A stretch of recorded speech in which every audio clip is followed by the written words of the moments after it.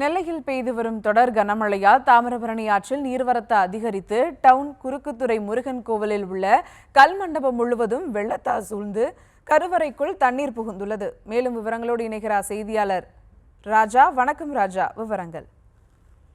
வணக்கம். வடகிழக்கு பருவமழை தொடங்கியுள்ள நிலையிலும் தென்மேற்கு வங்கக்கடல் மற்றும் அதனை ஒட்டியுள்ள தென் தமிழக கடலோர பகுதிகளில் வளிமண்டல சுழற்சி நிலவுகிறது. இதன் காரணமாக தமிழகத்தில் பல்வேறு இடங்களில் கனமழை பெய்யும் என சென்னை வானிலை ஆய்வு மையம் அறிவித்திருந்தது. இந்த நிலையில்தான் நெல்லை மாவட்டத்தில் பல்வேறு இடங்களில் பரவலாக மழை பெய்து வருகிறது. இந்த நிலையில் மாநகரம் மற்றும் புறநகர் பகுதியில் வெள்ள நீர் மூழ்கியுள்ளன. தாமிரபரணி ஆற்றில் ஏராளமான மழைநீர் கலந்ததுடன் அணைகளில் இருந்து தண்ணீர் திறக்கப்படாத நிலையிலும் காற்றாற்று வெள்ளம் சேருவதால் ஆற்றின் நீர்வரத்து பெரிதும் அதிகரித்துள்ளது. இதன் தாக்கமாக டவுன் குறுக்குத்துறை முருகன் கோவிலின் கல்மண்டபம் முழுவதும் வெள்ள நீரால் சூழப்பட்டுள்ளது. இந்த நிலையில் தாமிரபரணி ஆற்றின் நீர்மட்டம் அதிகரித்திருந்தாலும் சில பொதுமக்கள் ஆற்றில் இறங்கி குளித்துக் கொண்டிருக்கும் காட்சிகளை பார்க்க முடிகிறது.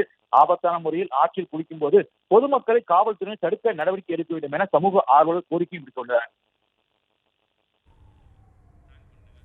விவரங்களுக்கு நன்றி ராஜா.